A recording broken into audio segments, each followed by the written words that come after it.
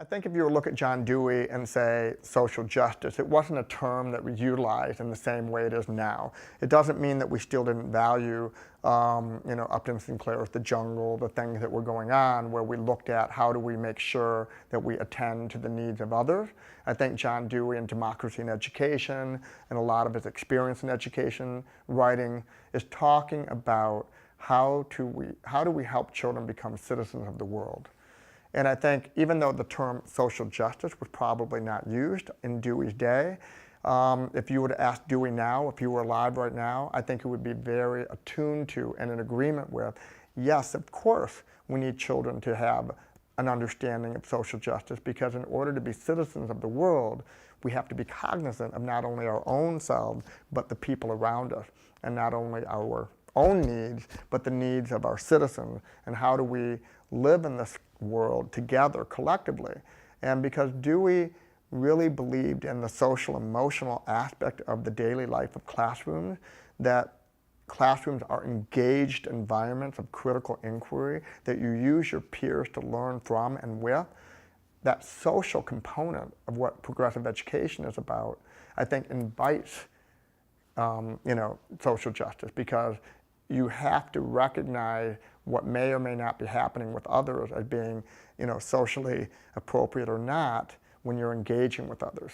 And especially as you get older in progressive education, I mentioned the adolescents going out into the world, you want them to be critically thinking about what's happening in the world, not only among themselves, but among other people around them. And that is going to, I think, really offer the opportunity for children to begin to think about, all right, this is my world. What is the world like for a child in the Sudan or a child in Alaska? How is it different? How do I have value? How do I have advantage or not? And hopefully, by doing a lot of reflection and offering the opportunity for children to critically analyze their own environments, you give them an opportunity to look through and listen to what's happening in the world besides their own place. And one of the metaphors I love is windows and mirrors. There was an article about this where you want children to have mirrors in all the classrooms they're in to have a reflection of their family, themselves, their life. So if you have a child who's of a different color, you want mirrors reflecting that child's color, or a different ethnicity, or a different two-mom family, or whatever it may be. You want mirrors so a child in the classroom sees reflections in the books and the material of their own life.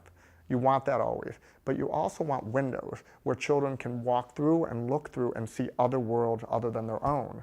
And that is just as important as the mirror. The window, look and see what the world is like for children in Africa or children wherever, and that gives them the opportunity to say, oh, this is who I am, this is who we are, what is the world like, and then to make those comparisons. And I think that does offer opportunities around social justice, that if you don't have that, that connection, that obligation that we feel as citizens, then you really are losing sight of what I think democracy in education, progressive education is about. We are not just sitting here learning for the sake of learning. We're learning so that we can be active and engaged citizens of the world.